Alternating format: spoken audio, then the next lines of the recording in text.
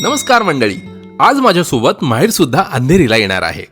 अंधेरीला आम्ही आलोय कोंडिविते बौद्ध लेणीवर. ही लेणी इसवी सन 2ऱ्या ते 6व्या शतकात कोरली गेली. येथे एकूण 19 लेण्यांचा समूह आपल्याला पाहायला मिळतो. मुख्य प्रवेशद्वारातून आत आल्यावर समोर या 3 लेण्या नजरेस पडतात. यातील 2 क्रमांकाच्या लेणीमध्ये आपल्याला भिंतीवर एक अर्धउठाव स्तूप दिसतो. या लेणी समूहात आपल्याला विहार तसेच भिक्खुगृहांचे कोरीव काम अधिक दिसते.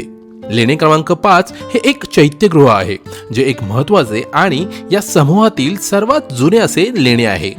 भारतातील सर्वात जुनी लेणी रचना जी सम्राट अशोकांनी इसवी सन पूर्व 3ऱ्या शतकात आजीविक संघास दान केली होती ती म्हणजे बिहार येथील बाराबर टेकडीवरील सुदामा लेणी. आणि कोंडिवितेचे हे चैत्यगृह यातील स्थापत्य रचनेत बरेच साम्य आहे. आत दगडी घडीव स्तूप, मग त्याभोवती अर्धवर्तुळाकार दगडी कोरीव भिंत व त्या भिंतीवर जाळीदार 2 खिडक्या अशी रचना असलेले हे एकमेव चैत्यगृह आहे.